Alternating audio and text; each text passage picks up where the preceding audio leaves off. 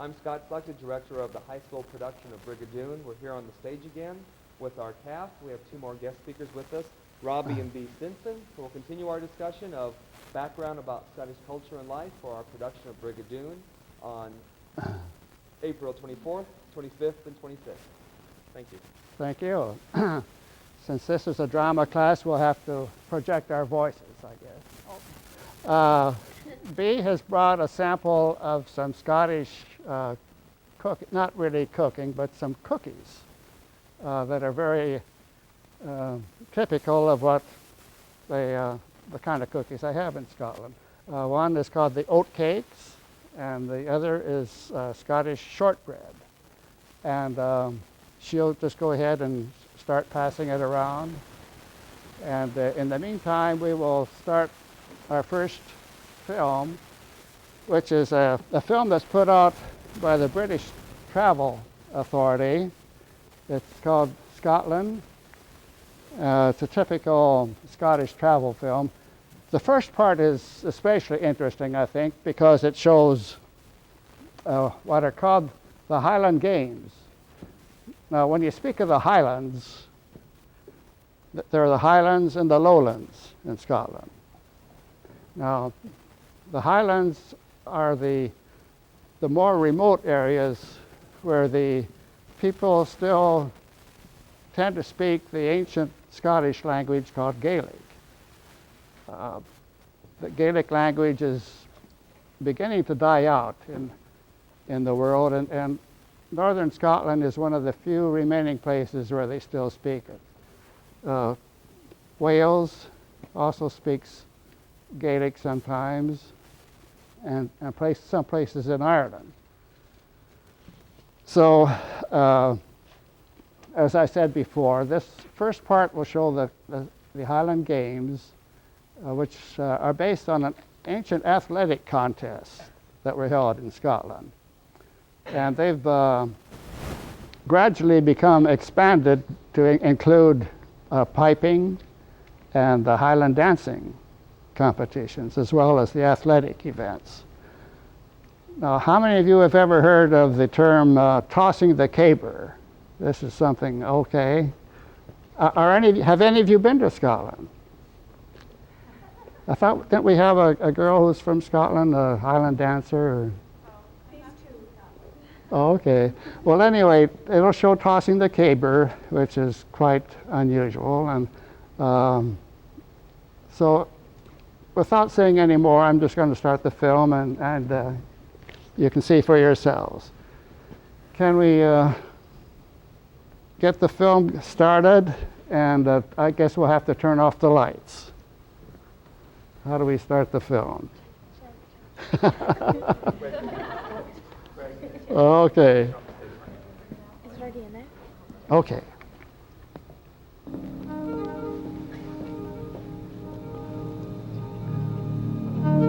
Here's Scotland right up in here. England down here. I'll take your mic and put it on here. Oh, okay.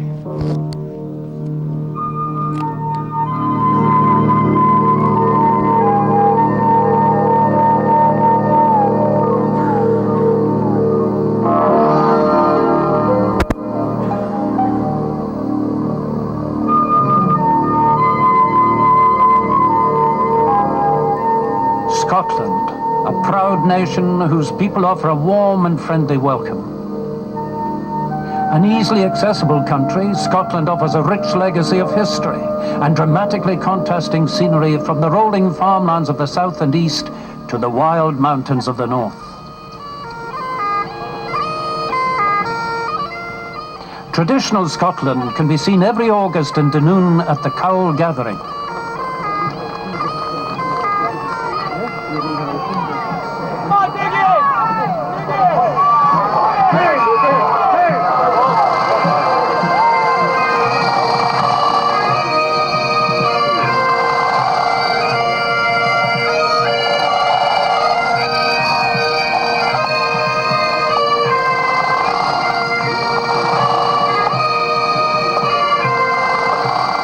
In common with other Highland gatherings that are held all over Scotland every year, Cowal attracts competitors in all the traditional Scottish sports.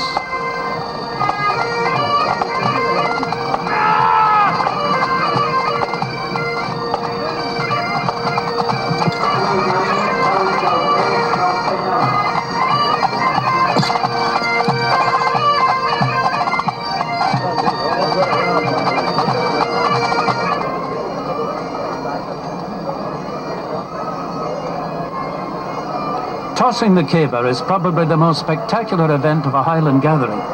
Contrary to general opinion, the object of the competition is not to throw the caber as far as possible. The idea is to grasp the thinner end of the caber and throw it with a flick so that the thicker end lands on the ground and tumbles over to fall as near to a 12 o'clock position as possible. No, make 2 minutes. 2 minutes past 12. Hey, 12 2. Many gatherings have a caber that is brought out year after year. One of the best known cabers was used at the Braemar gathering for some 60 years. As the standard of throwing improved, the Braemar Society introduced a new caber, and the old one was transported to Australia for the New South Wales Games.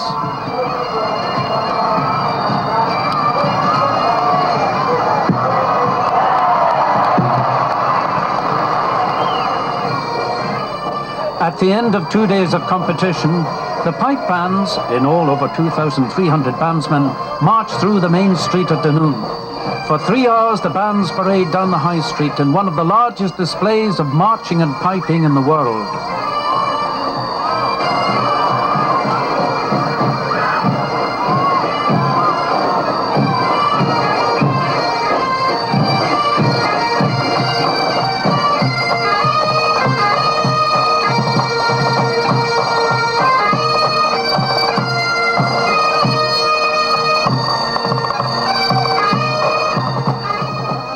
The championships conclude with a firework display, and many of the thousands of visitors to Dunoon make their way back to Glasgow, just 30 miles to the east. Scotland's biggest city, Glasgow is the home... Let's turn it off now. Okay. You can take that one out and put in...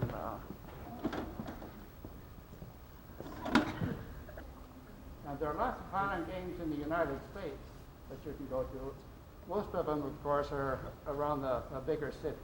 Chicago has them around the middle of June, and Minneapolis has some, and Kansas City. Of course, on the West Coast, they have a lot of Highland Games. In Seattle, Los Angeles, and Canada is just full of Scots, and they have many games. Just about every city has a pipe band. By the way, feel free to ask questions as I go along. I know I will probably leave out something that you might be curious about, so be sure and feel free and ask. Now, this next film that I'm going to show is based on what we call the military tattoo. Ever since World War II, every year in Edinburgh, they have what they call the military tattoo. It's held right out in front of Edinburgh Castle. It's just a beautiful setting for it. And this, every year they kind of have a different theme. Now this particular year that I have the film of, it's they're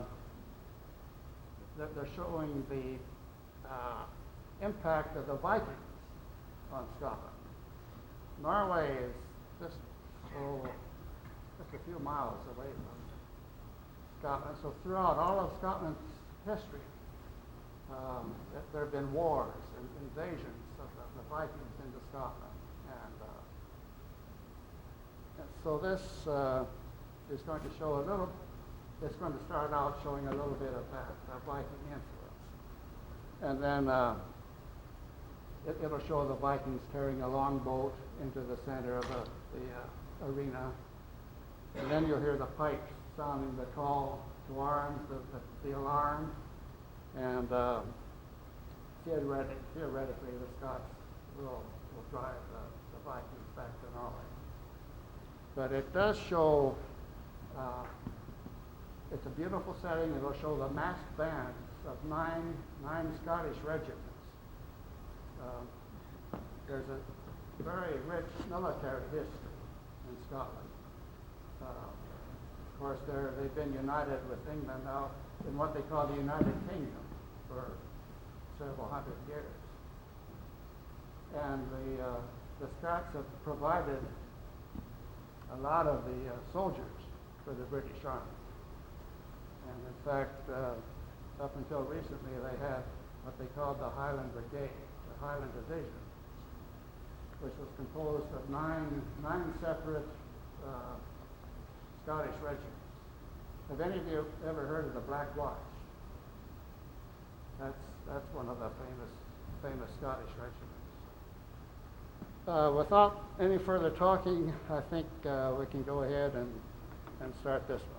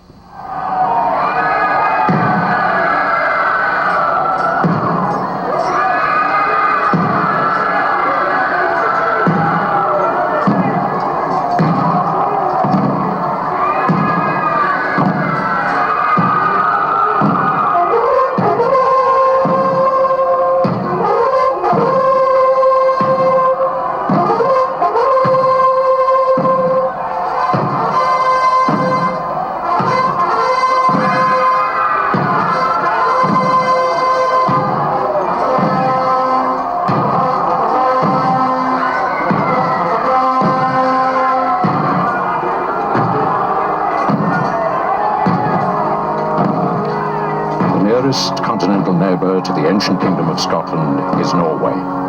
300 miles to the east of the Buchan coast, less than 200 miles east of Shetland. Across the grey waters of the North Sea for over 2 centuries came the Vikings in their longboats to plunder and pillage.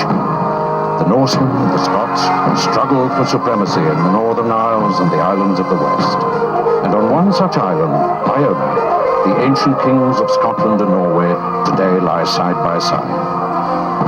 This is the fierce and fiery prelude to the story of royal Scotland, told with the music of trumpets and bagpipes on the esplanade of Edinburgh Castle in the 44th Edinburgh Military Tattoo.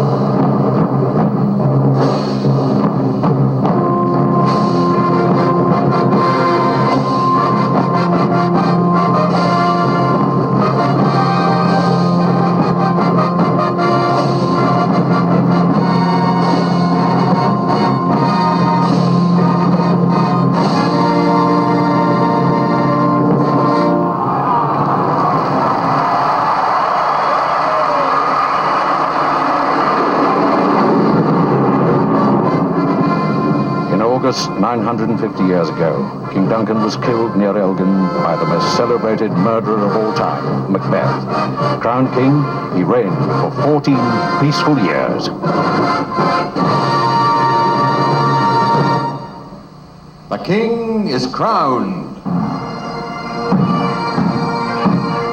And on an August evening 9 centuries later, Royal Scotland is celebrated by the pipes and drums of 9 Scottish regiments. The Royal Scots Dragoon Guards, the Scots Guards, the Royal Scots, the Royal Regiment, the Royal Highland Fusiliers, the King's Own Scottish Borderers, the Black Watch, the Royal Highland Regiment, the Queen's Own Highlanders, the Gordon Highlanders, and the Argyll and Sutherland Highlanders, 185 in number, entering to a tune composed during the First World War by Pipe Major George S. McLennan, the Gordon Highlanders, in honor of the Queen's much-loved grandfather, and called King George V's Army.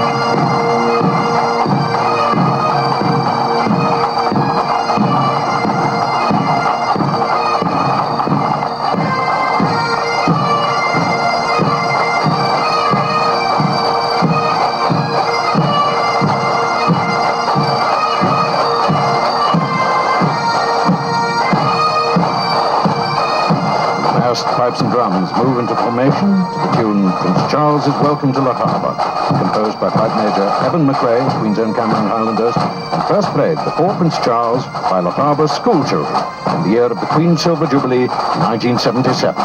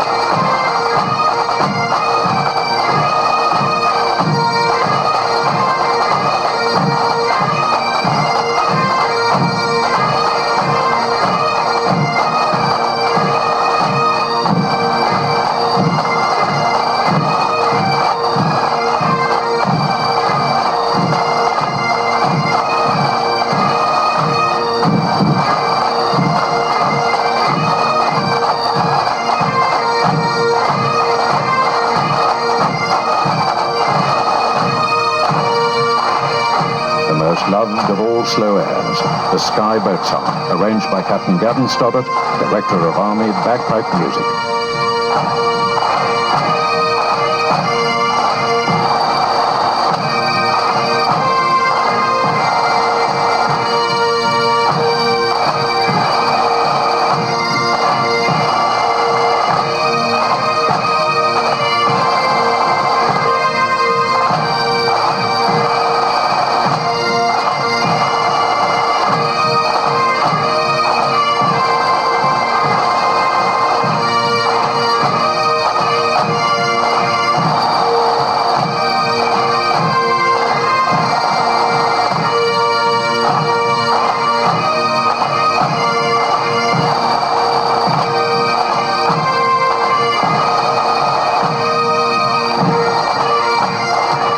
Strathspey, Balmoral Castle, the Wheel Dancing Feet, the Slow Air, Ginna Was a Baron's Air, and finally the Jig, the Bogs from Balmoral, Bob Brown and Bob Nichol, in their time gillies, gamekeepers and pipers to Her Majesty the Queen on the Balmoral estate.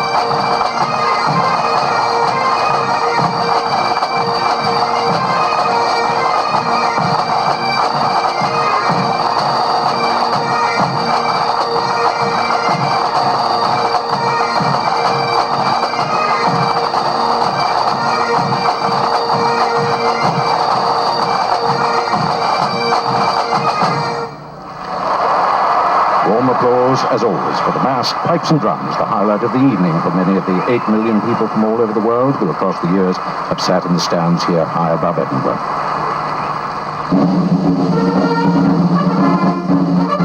Rather more friendly.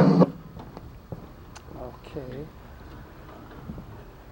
Take that one out. Well, maybe now would be a good time for me to show some of the, I have a few replicas of ancient Scottish weapons that I might like to show you.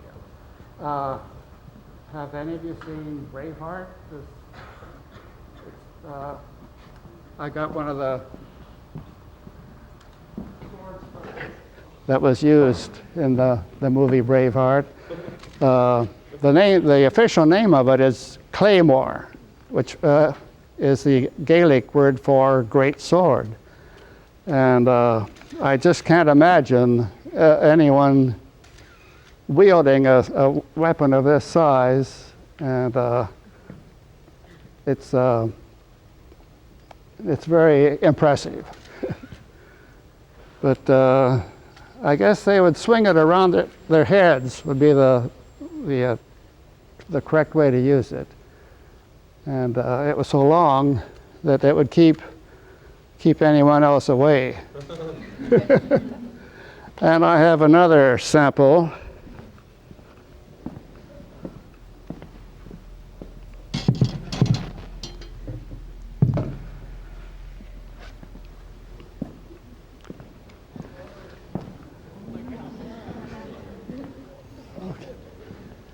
This is a type of battle axe that the Scots used. It's called a Lochaber axe.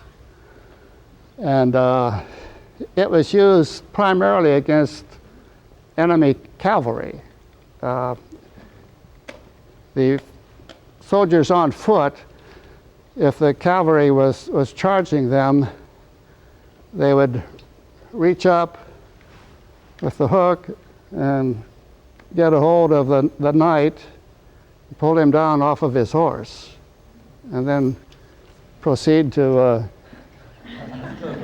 use that part of the axe to finish him off. Okay.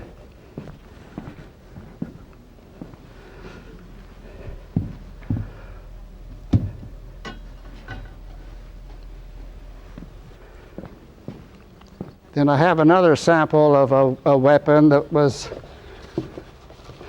actually worn. It's still worn today. It's part of the formal dress. It's called a Dirk, and it just hangs hangs from the belt at the waist. But it has a long blade. Every officer in the Scottish regiment, well, a lot of the soldiers too, carry a dirk as part of their uniform. Something that's kind of unusual about this type of a dirk is that it also carried a little fork and a little knife. So it was very handy to have on the march.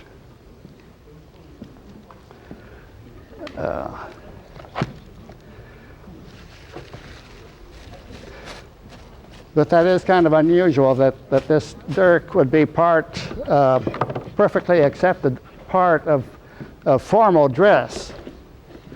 You could wear it to church and it would be perfectly acceptable. Now, you've all seen samples of the great Highland bagpipe being played. I don't suppose many of you are aware that there are other types of bagpipes. I have a film I'll show next. It's played with a little different technique. Instead of blowing into a bag and continuously blowing into it, it's the air is provided by a bellows that's pumped with the elbow. And I have they're smaller pipes. They're called border pipes or Northumberland pipes. or Scottish Smallpipes. They go by different names, and they have a mellower sound. They can be played inside without piercing your eardrums. So let's roll the film on this next one.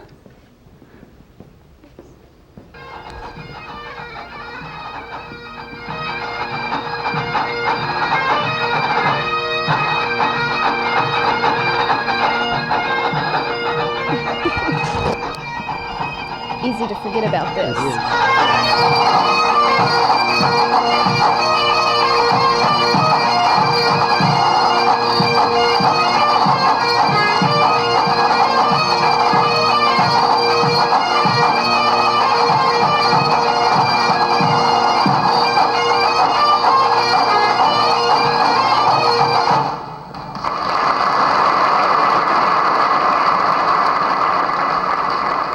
We're going into two hornpipes, Archie Mackenzie, and a new one called Regiments, the ScotRail Vale Battle Pipe Band.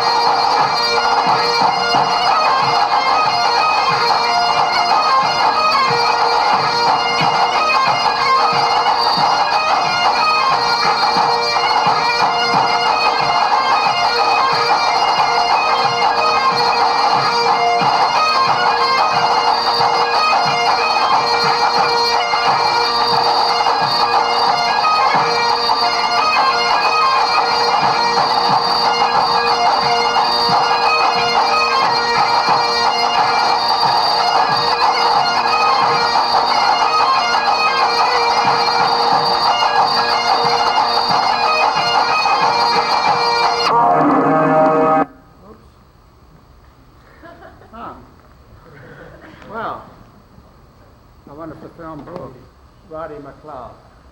Okay.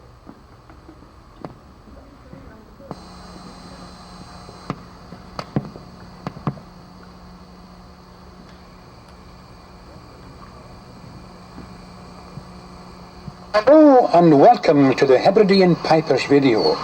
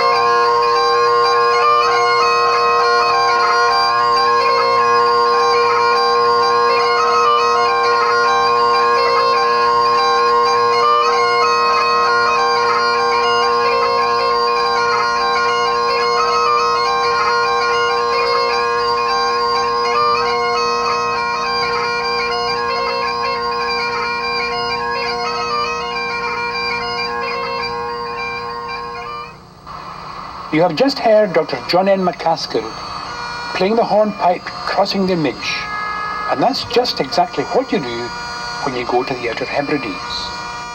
The Minch is the name given to the stretch of water between the Scottish mainland and the islands. One of the best exponents of the bagpipe in Scotland just now is Roddy MacLeod, whose family connections are with Lewis and Benbecula. In his first selection, Roddy will play 3 tunes. First of all, the 6/8 March, Pipe Major Donald MacLean of Lewis, the Strathspey, Susan MacLeod, both of which were composed by the late great Pipe Major Donald MacLeod from Lewis, who is one of the most prolific composers and one of the best pipers of all time. The reel then will be the Ness Pipers, composed by Pipe Major Ian Morrison, also from Lewis. So you could justifiably call this a truly Lewis selection.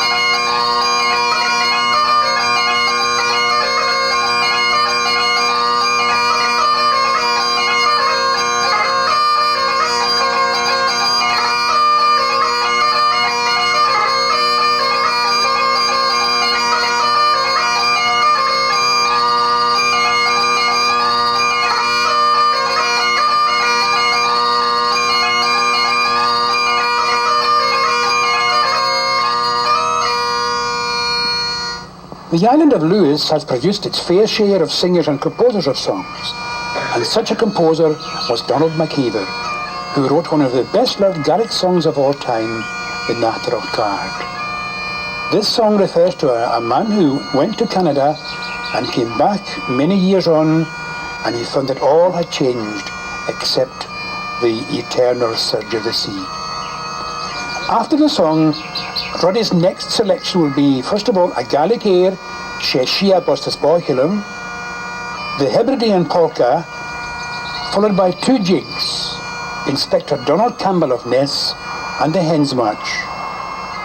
While Roddy plays these tunes, you will see first of all at Carloway the Dunoon or Broch, which is an ancient defensive fortification. And then you will see the standing stones at Callanish, an example of the stone circles of the Bronze Age dating from approximately 2000 BC.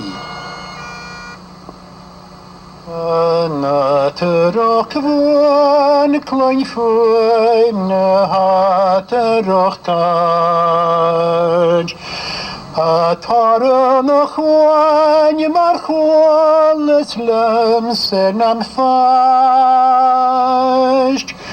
kun we kontros slo sherkanev netrat na te roch van klein foy na hat roch kaj Snekeil jena shiar chanier in fodach gebrach Va minjins moviane vieved lakanavai Achiatsen va fiel en grief en katresenai Escape con Gian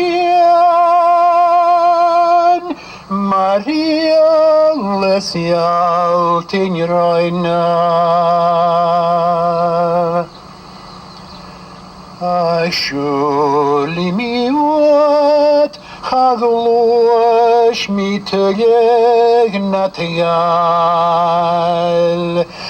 Amishes manuai et tatloi et geret mala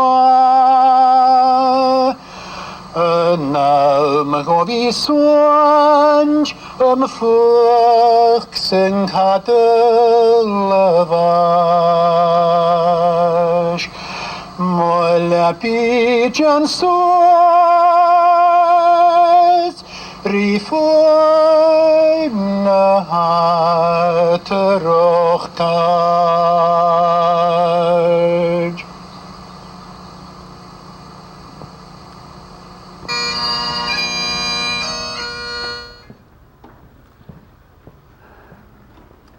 Okay, may we have the lights, please?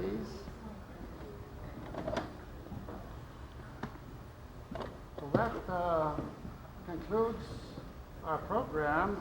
Are there any questions? Yes. What are the white things on your boots and the drummers had them too and some of the... They're called Spats. And they date way back to when the soldiers used to have to go out in the brush. They would protect the socks, and but they still wear them today. It's just part of the tradition now. Do they always wear them or like special? It depends on the outfit that you're with. And no, they wouldn't wear them all the time. They would just wear them for show most of the time. Although I think some of the regular army units, they would probably still wear them. Yes. How much did that sword weigh? It probably weighs a good 15 pounds, just guessing. I never weighed it, but it's a handful for two hands even. Yeah, I don't see how they did it. Yes. How much does that sword cost? I think I paid about $200 for it. There's a place in Georgia that makes ancient weapons like that. And, yes? Do girls ever play the bagpipes? Oh yes, yeah, more and more, quite often. In fact, in Vancouver, Canada, they have a ladies' pipe band, and they're very good. And several other, they're starting to play mixed in with the men now too. You might have noticed in that first film, it showed some girls playing in the pipe bands. Yes. How long can they play the bagpipes? Because they seem to go on forever. As long as you have the wind. They really don't like in the parade. Do they some people play while the other ones take a break and then they switch, or do everybody just Everyone just plays all the time. Yeah, and it takes a lot of wind. You have to. The first time I tried to blow pipes, I used to play trumpet in the high school and college band, and so I thought, well, gee, if I can blow the trumpet, I can blow anything. And the first time I tried to blow the pipes, I couldn't get a sound out of it. Not a thing. So you have to develop your cheek muscles, and it takes a lot of practice. Well, it's like any instrument. Any other questions? Yes? Have you ever been to Scotland? Yes, several times, and we hope to go again. It's quite a thrill. We enjoy going. It's just chock full of history. If you like history at all, every time you turn around, I would advise you to read up first, and so you would know something about the things you're going to see. Yes. What was the name of Scotland before it became Scotland? It's gone through several names. Way back in the Roman times, they tried to invade Scotland. They invaded England, and they got England subjugated, and then they tried to go up into Scotland, and they never made it. There were some wild Celtic tribes up there. One of them was called the Caledonians, and it was the biggest tribe. They were the most powerful and the most influential. And so the Romans called that part of the country Caledonia, after that Celtic tribe. And then the Scots, actually, it's kind of a mixture of history, because the Scots were really a tribe that went from Ireland over into Scotland. They were called the Scoti. And the original inhabitants of Scotland were the Picts. And they were called the Picts by the Romans because their bodies were tattooed with blue tattoos, pictures. And so the Romans called them the Picts. Of course, I think they were some of the wild Caledonian or Celtic tribes. But the Romans just kind of generalized and called them the Picts, as well as as Caledonia. And so the Scoti went over from Ireland, and they kind of combined with the Picts and formed what is now Scotland. And so it's also been called Albany. It's another word for Scotland. But ever since about 800, the year 800, it's been called Scotland. Any other? Yes? Is the plaid that you're wearing on your kilt, is that your family's name, plaid? Yes, this is our family tartan. I was going to bring you a big map that I had showing a lot of the different Scottish tartans and where they're located in Scotland. Did Terry talk to you about the tartans at all? He probably did. I think that was part of his. But each family or each clan had their own tartan. So, okay. Any others? Yes. Where did they get the really thick accents from? Is that in Gaelic? I think so. And each part of Scotland has a little bit different accent. Glasgow, the city of Glasgow has a very distinct accent. The people out in the Hebrides, out in the islands, and also up around Inverness, speak a very pure English. No No accent at all. In fact, they say they speak the purest English that there is. And it's weird. But there are a lot of different dialects, even in Scotland. Well, that's true in England too. Different parts of England have different dialects. Some are very hard to understand. Yes? Is there a difference from the Scottish accent, like the modern Scottish accent, than like way back, like earlier? I'm sure there is. Yeah, because it's had some outside influences. It's been influenced by the English, and way back it was influenced by the Norwegians because of their invasions. Norway actually occupied the outer islands and some of the seacoast of Scotland for several hundred years. And then finally in the 1200s, the Scots drove them back to Norway. I have to keep reminding Mrs. Stinson because she's part Norwegian. You forgot to tell them that our daughter-in-law is from Lewis, which is the... Yes, yeah. Our son took a trip to Scotland back. Yeah, our son took a trip to Scotland back in '85, and while he was there, he met a Scottish girl. And a couple years later, well, they were married. They're living now in Seattle, but... They were married in Glasgow, though, Uh-huh. in the Free Kirk, which is a branch of the Presbyterian Church. No music is allowed in the church at all. They have a man called the presenter, and he sings the songs, but that's all the music that's allowed. So it's really an interesting, beautiful wedding. Yeah. Okay, any other questions? If not, well, I thank you very much for your kind attention. Very good. Thanks.